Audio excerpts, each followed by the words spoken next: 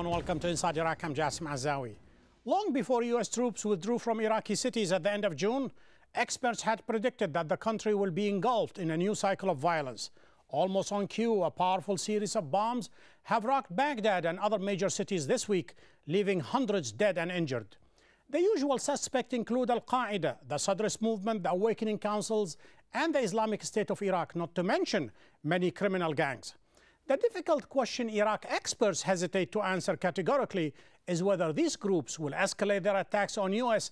and Iraqi forces, or will they husband their strength until the American troops start leaving en masse next year. Iraqis celebrated the withdrawal of U.S. troops from Iraq's urban areas on June the 30th. But violence in the weeks leading up to the withdrawal made June one of the bloodiest months in Iraq this year. Amid the celebrations, there is also anxiety. Iraq remains a country with plenty of armed forces and militias. There are real fears among civilians of a renewed spike in ethnic and sectarian violence. The Sahwa, or Awakening Council, is a cluster of Sunni militia groups who have been armed, funded and supported by the US. They played a crucial role in beating back Al-Qaeda, but are now feeling abandoned as money and political clout dwindles. In a bid to quell their concerns, Prime Minister Nouri al-Maliki visited the leader of the Awakening Council in Ramadi, where he made a pointed reference to an earlier meeting he had with US Vice President Joe Biden. We heard from some people that they want to supervise the political process in the country and to supervise the national reconciliation. National reconciliation is an integral and domestic affair, and we, the sons of Iraq, are forgiving each other. Maliki may be confident he can build bridges with the Sunni community, but other Sunni fighters may be difficult to win over. The Islamic Army in Iraq opposes Maliki for his cooperation with the Americans. The withdrawal is due to the Iraqi resistance. It is the greatest lie to claim the withdrawal is a victory for those whom derive legitimacy from the occupier. In the Shia community, the Dawa party is one of the most powerful and well-equipped of groups. Al-Maliki, besides being Prime Minister, heads the party. But it is dogged by allegations of corruption, creating tensions with the country's other Shia militias, such as the Badr organization and Al-Saib al-Haq. Another Shia militia, the Mahdi Army, led by Muqtada al-Sadr, remains a powerful force. The militia is skeptical about American intentions in Iraq. I can say that the pullout of US troops from Iraqi cities is an illusion. It is not real and it is not serious. As for Iraq's Kurds, the 100,000-strong Peshmerga army will be keen to assert Kurdish claims to disputed cities such as Kirkuk in northern Iraq, something that will likely raise tensions amongst the city's Arab and Turkoman communities. For now, the various armed forces and militias are biding their time. They can be expected to contend for influence in any perceived vacuum created by the withdrawal of US forces. How aggressively they choose to fight will determine the new geography of Iraq. To discuss how the militias will react to US troops' withdrawal from Iraqi cities, I'm delighted to welcome from Baghdad, Anthony Shadid, the Washington Post correspondent in the Middle East, and from Slaymaniyah in northern Iraq, Nibras Kazimi, a visiting scholar at the Hudson Institute, and from Damascus, Peter Harling, the Iraq, Syria and Lebanon project director for the International Crisis Group. Gentlemen, welcome to Inside Iraq. Anthony Shadid, let me start with you. These horrific images we saw over the last few days, powerful bombs, have rocked Baghdad, Mosul and Tel Afar. Which way the evidence is leading to? Who are the culprits? Well, I think it's always difficult to say who the culprits exactly are in attacks like this. I think it is interesting that these bombings have happened along traditional fault lines in the country. We see it in Shiite areas of Sadr City. We also see it up north in Mosul and Tel Afar. There was a bombing last week in Kirkuk as well. It seems there is somewhat of a strategy to inflame these, like I said, these traditional fault lines, be it sectarian fault lines, Sunni or Shiite, or if it's ethnic fault lines with Turkomans, Kurds, and Arabs. I do wonder if we're going to see an increase necessarily in these attacks. I mean, so far since the deadline of June 30th, I think it'd be difficult to argue that there's been striking increase in violence necessarily. I think what we're seeing is, in some ways, much of what we had seen before the June 30th deadline. And I think that's one caveat in making the point that there isn't necessarily a dramatic realignment of U.S. forces across the country. We are seeing it in Baghdad and Mosul, Kirkuk and Baquba, for instance. But is it a dramatic realignment? I don't think it is necessarily that. Nibras Kazimi, that begs the question whether these militias are abiding their time and waiting for the Americans to leave en masse sometimes in January after the federal election, or are they going to continue with these attacks given their limited resources? Well, I think the main reason we're seeing these attacks is that these groups, mainly Al-Qaeda or some branches of the Sadrist movement, are trying to say we're still here. This is not, they're not driving any timelines, or they're not changing any realities on the ground, political or security realities on the ground. They're trying to say we're still here. I think we're looking at these sleeper cells. A lot of them are in a deep coma and are not likely to wake up. Peter Harling, Nibras mentioned two names, as the Sadrist movement as well as Al-Qaeda. Many experts believe these two forces are spent forces. Do you share that assessment, or are they basically waiting for a good time, keeping their powder very dry? Well, yes, I think seeing them as being already defeated is a bit premature. They're in a very difficult spot, no doubt. And what we understand from these attacks is that they aim not simply at killing numerous civilians, but at changing the dynamics by prompting a reaction by other armed groups.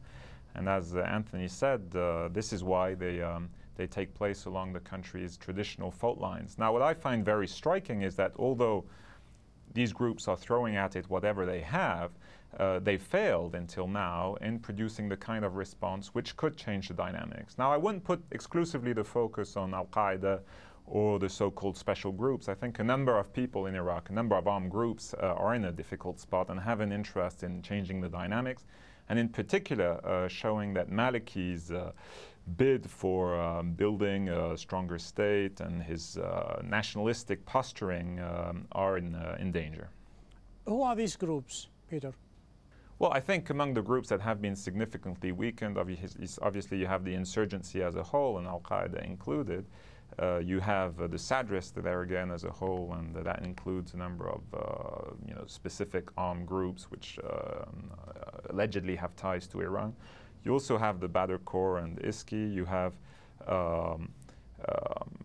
I mean, to some extent, and this is not claiming that anyone in particular is behind these attacks, but I think the Kurds are also in a difficult negotiation posture with the Maliki government. So I think you have a number of possible suspects here in terms of who may want to show that, to exploit a sense of vulnerability in the context of a U.S. withdrawal, and who may want to show that the Maliki government isn't on top of events. That might be the case, Nibras Kazimi, but at the other time, if we are looking, for instance, at one group, and that is the Awakening Councils, they played a significant role in the defeat of Al-Qaeda. They aligned themselves with the Americans, and to a lesser extent, they trusted al-Maliki. Now al-Maliki is trying to sideline them and marginalize them by not paying them and by not even recognizing their contribution to the safety and the security of Iraq. Is he risking alienation to a degree that they might turn against him in the future, and they might even realign themselves with Al-Qaeda? Well, I think they are getting paid. When you go around neighborhoods in Baghdad, you see them manning their posts, and whatever pressure the Iraqi government is bearing upon them by arresting some of their leaders, we're not seeing a reaction, a violent reaction. We hear them griping in the press, but we don't see a movement. I don't think they see themselves as a match for the Iraqi state. As these insurgent groups, including Al-Qaeda or the Sadrists, have weakened, the Iraqi state has grown stronger. I was stronger both in terms of capacity to hold areas and capacity to collect information. This morning I was speaking to a police officer in Kirkuk, and he showed me a list of 5 female suicide bombers and the tags for a car believed to be a car bomb that the police in Kirkuk are looking for, that had arrived from Fallujah. This kind of information was lacking a year ago or 2 years ago, and a year ago or 2 years ago or even 3, we used to see insurgent groups bold enough to try to take over police HQs or to confront Iraqi army battalions on open ground. We don't see this anymore. What you're seeing is an explosion here and there, nothing that I believe would change a political or security dynamic dramatically in Iraq. We talked quite a lot, Anthony Shadid, about perhaps the major militia groups. About 3-4 years ago, we used to mention the Badr Brigade, which has been almost totally integrated into the Iraqi security forces, and they are playing a significant role in the intelligence gathering as well as perhaps spreading their influence over the Iraqi security forces. Nobody mentions Al-Da'wa as a militia or as an armed group simply because they don't have any. And yet, Al-Da'wa is emerging as one of the most powerful entities in Iraq. Well, I think you're right. Da'wa, after 2003, did not have a military wing. It didn't have what other factions had, which was men with guns. I think it is a little different situation today, and that is that 2 groups or brigades or units do answer directly to the Prime Minister, and the Prime Minister at times can use those as part of his ability to apply force or to even try to offer patronage to potential allies. I think one point that ought to be made here is that I think some of this violence is going to hew closely to the progress in negotiations over the next 6 months or so toward a coalition that might compete in the elections in January. Violence, I think, will be used as a leverage in creating that coalition or persuading people to take part in that coalition and trying to pressure people to take part in that coalition. We've already seen it with the Awakening, for instance, and I think it's difficult to even term the Awakening as a monolithic movement at this point. You see Ahmed Abu Risha and Anbar very willing to engage in a coalition with Prime Minister Maliki. You see a different story among some of the Sahwa leaders in Baghdad. You see Maliki, or at least the government, arresting other Sahwa leaders in places like Dhul Urayya. So I think it's a much more complicated landscape at this point, but I think it is going to be an interesting, I think it's an important point to make that as these negotiations go forward toward a coalition that's going to participate in the January elections, I think violence may or may, I think some level of violence is going to hew pretty closely along with those negotiations. Nibras Kazimi, we pretty much mentioned all the groups, perhaps except for the Peshmerga. Let's bring them in so we will widen the discussion. You are in Slemania, in one of the northern governorates. If you mention Peshmerga and a militia in one sentence, everybody will get angry at you. They don't look at themselves as Peshmerga. But go south of the demarcation line, south of Kirkuk, and everybody looks at Al Peshmerga as a militia. To what extent this is going to complicate the matter, and that is Peshmerga, they have extended themselves above and beyond their regional geographical influence. They are now in Diyala, they are in part of Mosul, they are definitely in Kirkuk. To what extent this file, this complicating and vexing problem is going to be resolved politically between the KRG and Baghdad?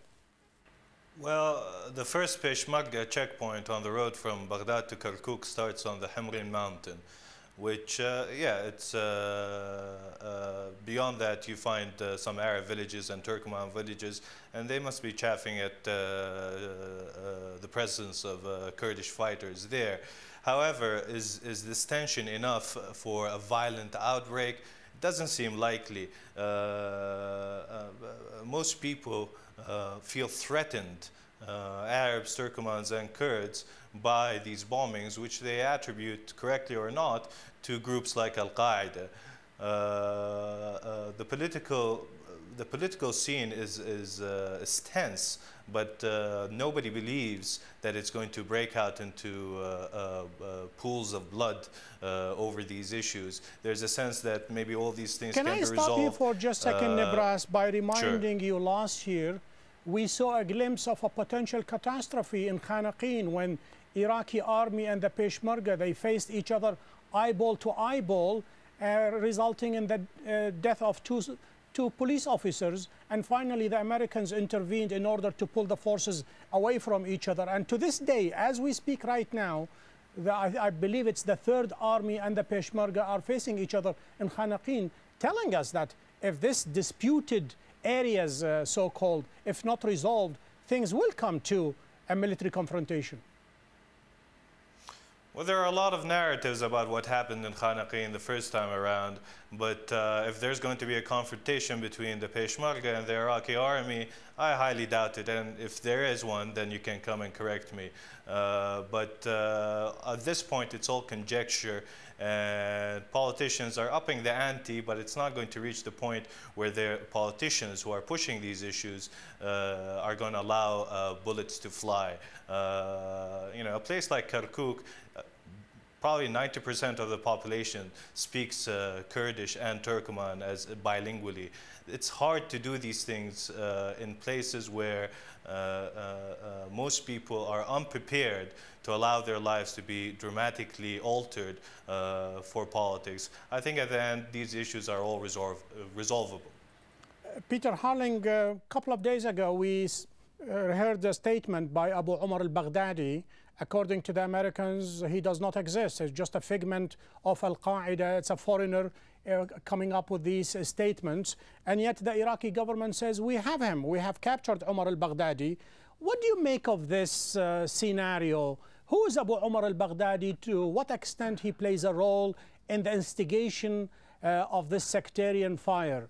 Well, that's a very difficult question to answer. And honestly, we've heard a number of very conflicting statements over him in particular, and others within Al-Qaeda. I think some individuals have been renowned to be have been arrested a number of times and seem to reappear repeatedly. So, I have no definite answer to that. Obviously, I think it's a mistake to personalize anyway. I think it's it's been a tendency to focus on the wrong issues, whether Muqtada Sadr is in Iran or elsewhere. I don't think it makes much of a difference. But then again, Peter, the Iraqi government made some political hay out of it when they said, we captured him and we have the fingerprints and we have the DNA, only to be faced by the Americans and others that it's the wrong guy.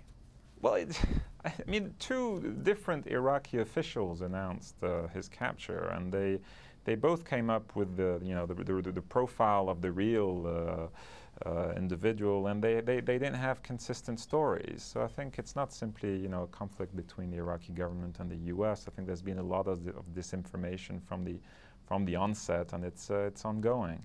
Now, just to go back to an easier question, if I may, I think we're seeing a shift in the dynamics of this conflict from one centered on the capital and its institutions and opposing two major sectarian coalitions to a subset of conflicts on a more local level on one hand, and also a conflict which is playing out on the Arab-Kurdish fault line on the other. And I think there's good news and bad news there. The good news is that to some extent the conflict in and over Baghdad is over with, or at least its most violent expressions, and it's moved on to this line of friction from Mosul in the north, or from the Syrian border in the north to the Iranian border in the east. And I think that there is real potential for conflict in the future. And the U.S. troops have been playing a key role in terms of oversight of Iraqi troops, also in terms of interposing themselves between Iraqi troops and Peshmerga. And finally, I think simply the U.S. troops are part of the balance. The Iraqi political scene has reached some form of balance, which is still very obviously precarious, but since the elections this year at least, there has been some degree of balance, which the U.S. forces are part of. As they withdraw, it automatically changes the balance and introduces an era of renegotiation. More than that, Anthony Shadid, the Americans, they made exception to the Security Pact provision that they will draw from Iraqi cities. They made exception that perhaps if needed, or perhaps they might even not withdraw from southern Baghdad, part of Mosul and part of Kirkuk. And yet let me go back to overarching question. If you were in the Sadrist movement and if you were in the Al-Qaeda and perhaps in the Islamic State of Iraq, wouldn't it make sense to wait for the Americans to start leaving en masse? Right now they have about 130,000 soldiers on the ground. Perhaps by May, June, July next year, they might end up with something like 35 to 50,000. It makes sense then to start attacking, whether the Iraqi forces or the Americans? I think an argument like that is plausible. I'm not sure they're thinking that far ahead, or even if they have some kind of strategy necessarily in place. you know, I think it was mentioned earlier, they are trying to make the point that they're still here, and I do get the sense it's more of a kind of a tactical thinking right now, that there maybe isn't, you know, thinking of what the situation is going to be like, you know, a year from now or even further down the road. I think Peter makes a great point, though, and that is that the conflict is changing. I mean, I think the two important kind of points of confrontation, might describe it, to look at or to watch over the next 6 months, is the coalitions that are going to be created to compete in the elections in January, and also that border along the north, the Kurdish-Arab border. And I think there's a lot of alarm right now about the degree of tension up there. The American embassy sees Nineveh, for instance, as a more pressing concern than Kirkuk, and traditionally Kirkuk has been their priority. I think there's also a lot of concern about the Kurdish constitution that's been proposed, or that was going to be voted on as a draft this year, perhaps this month, or perhaps next month, as already determining the border in some respects. That Kurdish-Arab border, the UN is very alarmed about where that's headed. So I think, as Peter mentioned, I think the nature of the conflict itself is changing, and changing in some ways very dramatically. Nibras Kazimi, of all the challenges facing al-Maliki, whether rebuilding the country, infrastructure, services, jobs, unemployment, etc., taking on the militias has been a boon for him. Yes, it has, and you can see that from the election results for the provincial councils. What happened, Maliki got most of his votes, a little under 40% in Baghdad and in Basra, where he hit the Sadrs, and he hit them hard. But his challenges going forward are different for a variety of reasons. People now are thinking about services, electricity, water,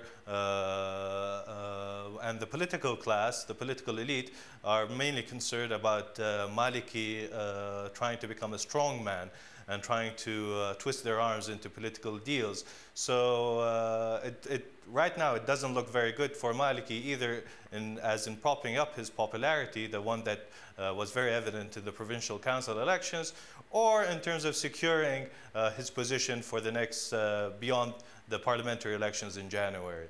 He has too many enemies among the political class. Gentlemen, this is the final question, and in quick succession, starting with Peter, Nibras, and Anthony Shadid. 20 seconds answer. By the time the Americans are leaving, or supposedly leaving in 2011, would we still be using words like militias, or will they be dead? Peter? Well, I think if you look back in time about 2 years ago, no one could have expected where Iraq is at today. And I think if one tries to project himself 2 years down the road, we can expect the same degree of unpredictability. Nibras? They will be dead. I predict that. Anthony Shadid? I think there will be some level of violence in Iraq for many years to come, but I think I agree with Peter, and his point there is that it's very difficult to predict where these conflicts are headed, or how these confrontations are going to evolve over time. I think we're going to get a better picture after January, after the election in January, of the constellation of forces in the country and the balance between them. Anthony Shadid, Nibras Kazimi, Peter Harling. Gentlemen, thank you for being guests on Inside Iraq. To access the show, please go to aljazeera.net/English. We have reached the end of the show. Join me next week when we take another look inside Iraq. Until then, have a great week.